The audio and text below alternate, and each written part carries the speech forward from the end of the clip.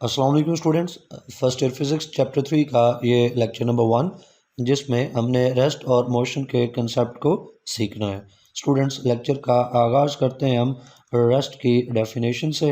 इससे पहले कि बाकायदा डेफिनेशन की तरफ आएँ, मैं आपको ये एक बात आपके ऊपर वाज़ेह करना चाहता हूँ कि जो रेस्ट और मोशन है, जब इनको डिफ़ाइन करना होता है तो इनको डिफ़ाइन करने के लिए हमें एक रेफरेंस की ज़रूरत पड़ती है। रेफरेंस क्या है, उसकी ज़रूरत क्यों पड़ती है, इसको एक मिसाल की मदद से पहले समझते हैं और फिर डेफिनेशन की तरफ आएंगे। यहाँ पे मैं एक सिंपल से डायग्राम बना लेता हूँ। एक टेबल है और उस टेबल के ऊपर एक बॉडी, एक ऑब्जेक्ट जो है वो रख देते हैं। कोई चीज़ पड़ी हुई है, लेट्स से कोई ब्लॉक जो है यहाँ पे पड़ा है, कोई ऑब्जेक्ट पड़ा है। अब एक बंदा जो है वो कहता है, लाइक पर्सन वन जो है, पर्सन वन कहता है कि भाई ये जो बॉडी है, बॉडी बी टेबल के ऊपर ये रेस्ट पे है। लेकिन एट द सेम टाइम एक और पर्सन है, पर्सन टू, वो कहता है कि नहीं जनाब, टेबल के ऊपर ये पड़ी बॉडी बी जो है ये मोशन में है। पर्सन वन ने कहा रेस्ट के ऊपर है और पर्सन टू ने कहा मोशन के ऊपर है। अब कौन ठीक कह रहा है और कौन गलत कह रहा है? क्या दोनों ठीक हैं या दोनों गलत हैं? हाँ, अब मैं आपको बात बताऊं तो दोनों ही आदमी, दोनों पर्सन ही सही बात कह रहे हैं। पर्सन वन ने कहा कि भाई ये बॉडी बी टेबल के ऊपर रेस्ट पे है, तो पर्सन वन भी ठीक है। पर्सन टू ने कहा बॉडी बी जो है मोशन में है, तो पर्सन टू भी ठीक है। दोनों जो है वो आदमी ठीक बात कह रहे हैं। अब आप सोच रहे होंगे कि ये कैसे मुमकिन हुआ, कि दोनों कैसे ठीक बात कर रहे हैं, या एक ही बॉडी है तो एक ही वक्त में वो रेस्ट और मोशन में एक साथ कैसे हो सकती है? तो यहाँ पे आता है वो कंसेप्ट जो मैंने आपको बताया कि कंसेप्ट क्या है, रेफरेंस का। जब रेफरेंस बदल जाएगा ना तो कहानी बदल जाएगी। इसलिए जब हम एक बॉडी को कहते हैं कि वो रेस्ट के ऊपर है तो हमें रेफरेंस बताना पड़ता है कि रेफरेंस क्या है, किसके हिसाब से वो रेस्ट के ऊपर है।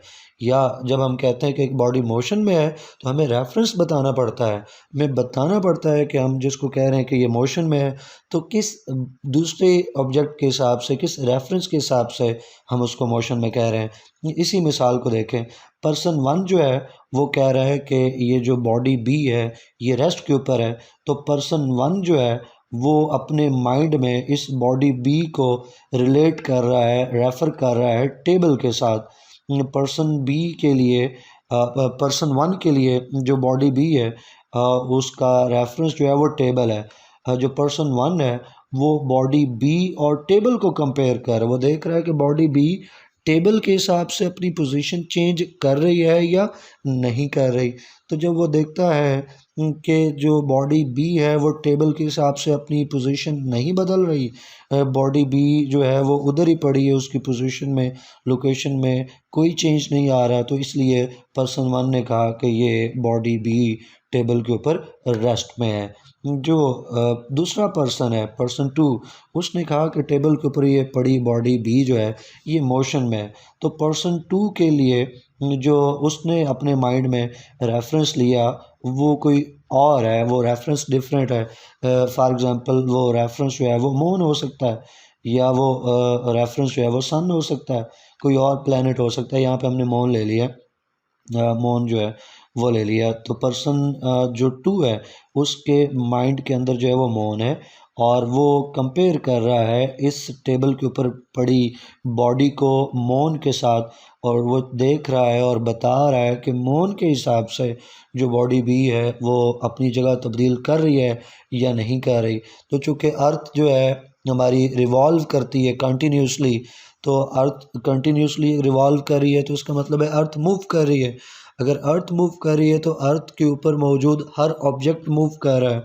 तो ये टेबल भी अर्थ के ऊपर पड़ा हुआ है, उसके ऊपर बॉडी भी अर्थ के ऊपर ही है। अगर अर्थ मूव कर रही है मौन के हिसाब से, एक आदमी चांद के ऊपर खड़ा हो और चांद से वो हमारी ज़मीन को देखे अगर, तो चांद से अगर वो ज़मीन को देखे तो उससे ज़मीन जो है वो रिवॉल्व करती हुई नज़र आएगी।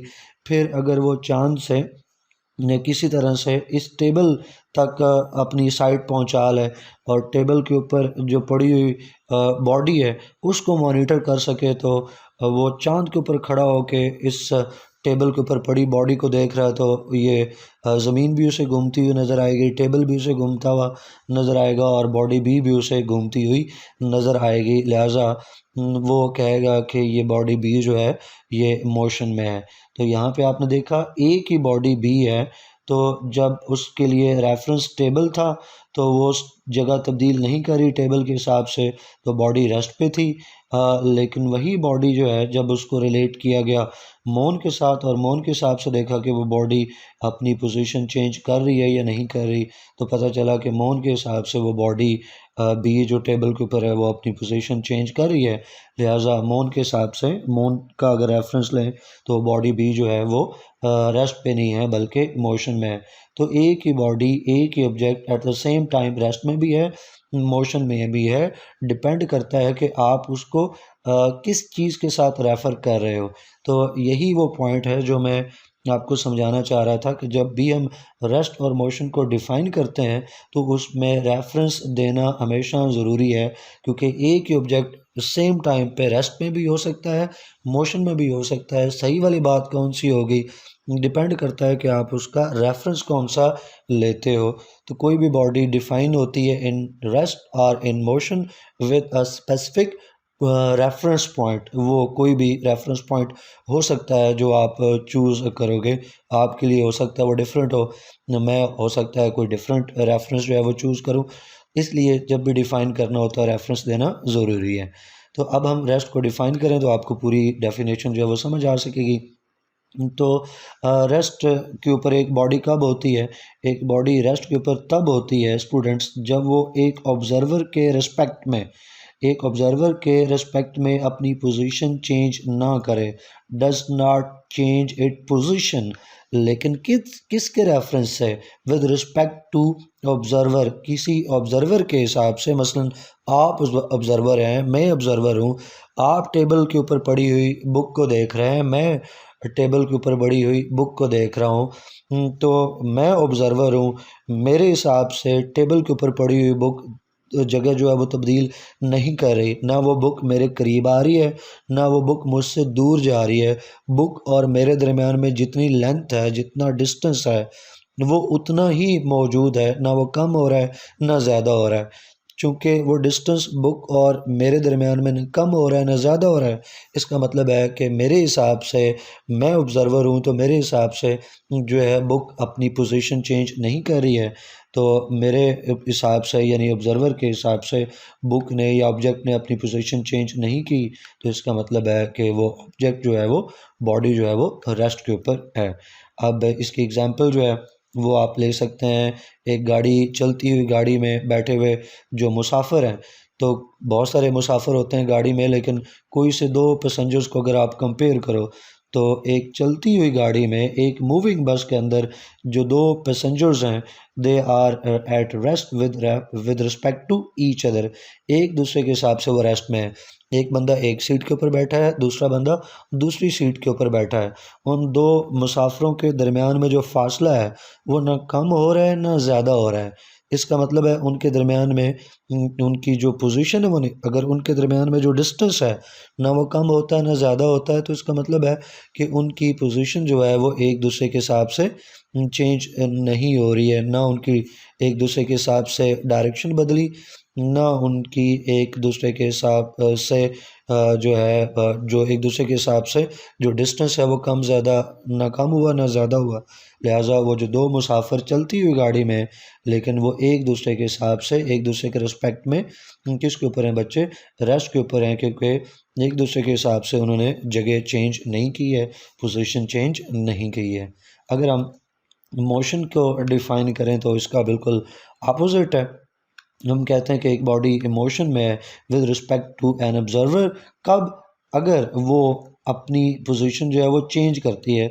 यहाँ पे आ गया डज नॉट चेंज, तो नॉट यहाँ पे नहीं होना चाहिए क्योंकि हम मोशन को डिफ़ाइन कर रहे हैं, तो ये टाइपिंग मिस्टेक है, यहाँ पे मैं हटा देता हूँ।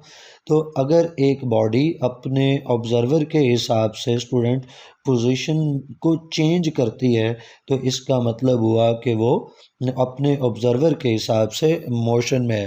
मिसाल के तौर पे मैं सड़क के किनारे खड़ा हूँ और एक गाड़ी जो है वो दूर से मेरी तरफ आ रही है, मैं उधर ही खड़ा हूँ, मैं ऑब्ज़र्वर हूँ। तो गाड़ी मेरी तरफ आ रही है, तो गाड़ी और मेरे दरमियान में जो फासला है वो कम हो रहा है।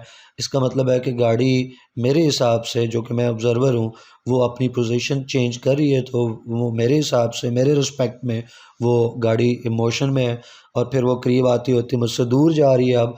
तो इसका मतलब हुआ कि मुझसे दूर जा रही है, तो मेरे और गाड़ी के दरमियान में फ़ासला जो है, डिस्टेंस जो है वो इंक्रीज़ हो रहा है। तो मीन्स गाड़ी जो है वो अपनी पोजीशन बदल रही है, पोजीशन बदल रही है तो वो मोशन में है।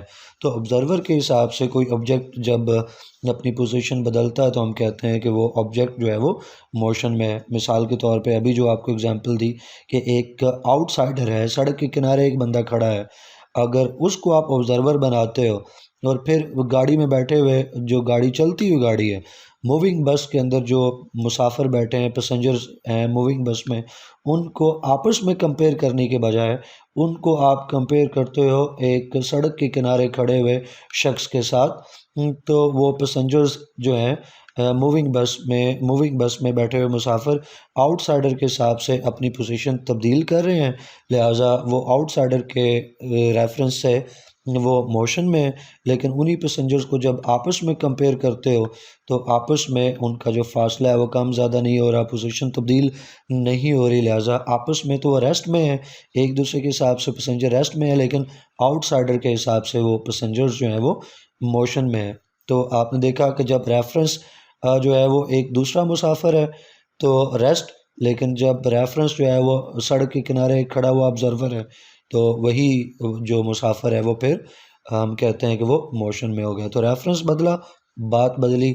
इसलिए जब हम डिफ़ाइन करते हैं रेस्ट और मोशन को तो रेफरेंस ज़रूर देते हैं और फिर इस बात को हम यूँ कहते हैं कि रेस्ट और मोशन आर रिलेटिव, एक दूसरे के साथ रिलेटेड है, एब्सोल्यूट नहीं है। एब्सोल्यूट चीज़ वो होती है जो अपने ऊपर खड़ी हो सके, किसी के ऊपर डिपेंड ना करती हो। तो एक बॉडी को जब हम रेस्ट में कह रहे हैं तो क्या वो मुकम्मल तौर पे रेस्ट है? क्या ऑब्ज़र्वर बदलने से, रेफरेंस बदलने से वो रेस्ट के ऊपर ही रहती है? तो जवाब है नहीं। वो एक बॉडी अगर रेस्ट में है तो एक रेफरेंस के हिसाब से है, किसी और रेफरेंस के हिसाब से सेम बॉडी मोशन में होगी, तो इसका मतलब है वो फिर एब्सोल्यूट ना हुई, रिलेटिव हुई। तो रेस्ट और मोशन आर रिलेटिव। अब इसका मतलब क्या हुआ? अभी दो मिसालें जो आपको दी हैं, ऊपर आपको टेबल के ऊपर पड़े हुए एक ऑब्जेक्ट की, एक बॉडी की एग्जांपल दी थी और अभी बस में मौजूद पैसेंजर्स की बात की। इन दोनों को रिकॉल करते हुए हम अपने इस पॉइंट को एस्टेब्लिश करेंगे, इस बात को जस्टिफाई करेंगे कि rest and motion are relative. तो स्टूडेंट्स, दो पैसेंजर्स जो हैं एक मूविंग बस में, वो एक दूसरे के हिसाब से तो रेस्ट में हैं, लेकिन आउटसाइडर के हिसाब से वो मोशन में है, अभी ऊपर भी देखा। इसी तरह एक बंदा है, वो एक कुर्सी के ऊपर बैठा हुआ है, तो वो रेस्ट के ऊपर है, अपनी चेयर के हिसाब से या अपनी सराउंडिंग के हिसाब से उसकी स्पीड 0 मीटर पर सेकंड है, वो रेस्ट के ऊपर है। लेकिन अगर उसी बंदे को अगर हम कंपेयर करें उसकी मोशन को सन के साथ, यानी वो बंदा जो है वो चेयर के ऊपर है, चेयर अर्थ के ऊपर है, तो बंदा अर्थ के ऊपर है और अर्थ जो है वो with reference to sun move कर रही है, रिवॉल्व कर रही है, तो इसका मतलब है वो बंदा, वो चेयर विद रेफरेंस टू सन जो है वो रिवॉल्व कर रहे हैं। तो उसका मतलब है कि सेम पर्सन जो है एट सेम टाइम सन के रेफरेंस से मोशन में है, लेकिन अपनी सराउंडिंग के रेफरेंस से वो रेस्ट के ऊपर है। तो यहाँ पे दोबारा ये बात जो है वो इस्टेब्लिश हो गई दो एग्जांपल से कि रेस्ट और मोशन आर रिलेटिव, ये एब्सोल्यूट नहीं है। अब ये एक एक्स्ट्रा इन्फॉर्मेशन है, इसको आप याद रख सकें तो अच्छी बात है कि जो स्पीड है अर्थ की वो 30 किलोमीटर पर सेकंड है। सूरज के आसपास रिवॉल्व करने के लिए जो अर्थ की स्पीड है वो कितनी है? 30 किलोमीटर पर सेकंड। अब इसका मतलब पता क्या है? अगर मैं सूरज के हिसाब से, सन के हिसाब से अपनी स्पीड देखूँ ना, तो मैं चूँकि अर्थ के ऊपर हूँ तो मैं भी सन के अराउंड जो है वो रिवॉल्व कर रहा हूँ 30 किलोमीटर पर सेकंड के। मैं अर्थ के ऊपर भी मौजूद हूँ, अर्थ का हिस्सा हूँ, तो अगर अर्थ सूरज के सन के अराउंड 30 किलोमीटर पर सेकंड रिवॉल्व कर रही है तो आप भी सन के अराउंड 30 किलोमीटर पर सेकंड रिवॉल्व कर रहे हैं, मैं भी 30 किलोमीटर पर सेकंड रिवॉल्व कर रहा हूँ। इस ज़मीन के ऊपर मौजूद जितने भी ऑब्जेक्ट्स हैं उन सब की सूरज के हिसाब से, सन के हिसाब से जो स्पीड है वो 30 किलोमीटर पर सेकंड है। जो अर्थ की रिलेटिव स्पीड है विद रेफरेंस टू सन वो 30 किलोमीटर पर सेकंड है। तो हम सब की जितनी भी ऑब्जेक्ट्स ज़मीन के ऊपर हैं उन सब की जो स्पीड है विद रेफरेंस टू सन वो 30 किलोमीटर पर सेकंड है। तो इन दो एग्जाम्पल से हम दो बातें जो हैं वो निकाल सकते हैं। एक बात इन दो एग्जाम्पल से हमने ये साबित कर दी कि भाई rest and motion are relative not absolute. और दूसरी चीज़ जो हम इस्टेब्लिश कर सकते हैं वो ये कि जब हम रेस्ट और मोशन को डिफ़ाइन करते हैं तो हमें रेफरेंस देना पड़ता है, हमें ऑब्जर्वर को स्पेसिफाई करना पड़ता है। There is need for the specification of observer. ये इम्पॉर्टेंट है जब भी हम किसी ऑब्जेक्ट की स्टेट के मुतल्लक बात करते हैं, हम कहते हैं कोई ऑब्जेक्ट रेस्ट में है या मोशन में है, तो हमें लाजमी ऑब्ज़र्वर को मेंशन करना पड़ता है। दूसरे लफ्ज़ों में हमें रेफरेंस देना पड़ता है कि अगर कोई रेस्ट में है तो किसके हिसाब से, मोशन में है तो किसके हिसाब से। तो यहाँ से आपसे दो क्वेश्चंस पूछे जा सकते हैं। एक शॉर्ट क्वेश्चन ये पूछा जा सकता है कि justify that, prove that rest and motion are relative terms. इसका आंसर भी यही दो तीन पॉइंट्स होंगे, दो एग्जांपल, और फिर नीचे वाली बात या नीचे वाली जो बात है, जो सेंटेंस है, उसको लेके क्वेश्चन बनाया जा सकता है। और वो क्वेश्चन क्या होगा कि why specification of observer is important while inferring the state of rest or motion, while describing the state of rest or motion, observer को स्पेसिफाई करना, रेफरेंस को स्पेसिफाई करना क्यों ज़रूरी है। अगर ये क्वेश्चन पूछ लिया जाता है तो भी आपका जो आंसर है वो यही होगा, यही दो तीन लाइनें होंगी। तो आई होप कि आपको रेस्ट और मोशन का जो कंसेप्ट है ये क्लियर हुआ होगा। कोई क्वेश्चन क्यूरी हो तो आप कमेंट सेक्शन में लाजमी पूछिएगा। वीडियो को लाइक करना है, फैमिलीज़ के साथ शेयर करना है। इंशाल्लाह नेक्स्ट वीडियो में नेक्स्ट टॉपिक को पढ़ेंगे। टिल देन अल्लाह हाफिज़।